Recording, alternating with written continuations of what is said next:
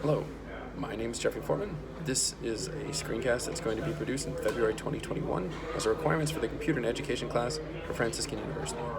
My topic for you today is a little bit about the why behind education.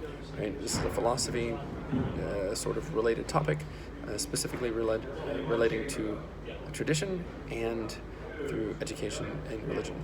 So, it's a little introduction of me thinking that I thought was really well done, articulated by a man who lived in Italy, and his work resonated with me. His name is Father Luigi Cassani. Now, Father Luigi Cassani was born in 1922, and he died in 2005. So it means he lived through both the World War II and the Cold War era. He was an educator and a public intellectual, as well as a theologian. And so that educator part is what I wanted to speak to, because that's what really spoke to me. So, a couple of quotes from Father Cassani is that religion is actually about relationship with a person, led by our deep desires. And so this leads to the next question is are we actualizing those desires? Are we okay with the answer we just gave? Right? And so here's some other amazing quotes for him, right? Is that existence expresses itself as an ultimate ideal in begging. The real protagonist of history is the beggar, Christ who begs for man's heart, and man's heart that begs for Christ. And that was before John Paul II in 1998. Another one, he's going to quote T.S. Eliot. T.S. Eliot asked himself, has the church failed mankind, or has mankind failed the church? Both, because the first and foremost, it is mankind who failed the church, because if I need something, I chase after it. If it goes away, no one chased after it. The church began to fail mankind, as I see it, as we see it, because she forgot who Christ was. She did not rely on, she was ashamed of Christ, of saying who Christ is. Third quote, promise you this is kind of the end of the quotes. Faith is not given to us that we preserve it, but in order for us to communicate it. If we don't have the passion to communicate it, then we don't preserve it. And this is a written contribution for the Pontifical Council of the Laity in 2004. So the book that I want to share with you, which is the work that Father Cassani really resonated with me, is the one that's called Risk of Education. It was written in 2001, but it was released in English in 2019. Right? Here's the what.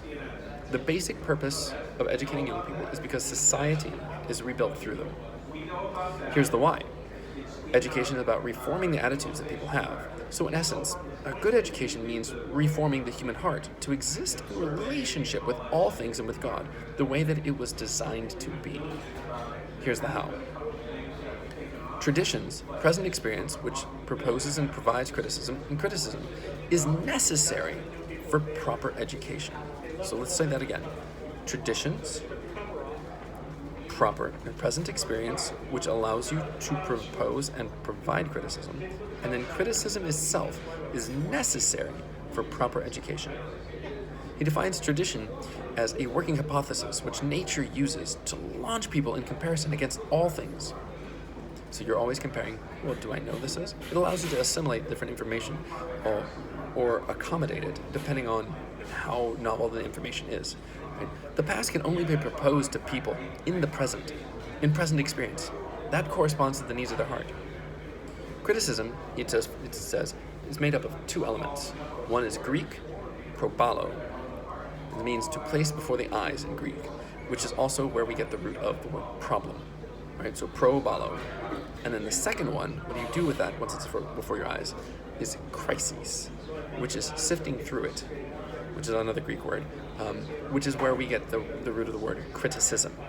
So the idea is that a young person, or any person, is meant to look at an issue, sift through what's in that issue, look for the reasons in it, compare everything they find against the desires of their heart. And the innermost desires of their heart, we would affirm, is what is true, what is good, and what is beautiful. So here's the so what. Our education, our faith, needs to be grounded in something permanent. We can't be teaching relativism and expecting people to respond to terrible ordeals of today with heroic virtue. We can't be planting sterile hamburgers and expect them to grow up into vibrant plants. We have to give the truth in a way that inspires the mind to look for connection and look for meaning. One of the posters I remember looking at when I was an instructor in the Navy was this outline of a wooden schooner.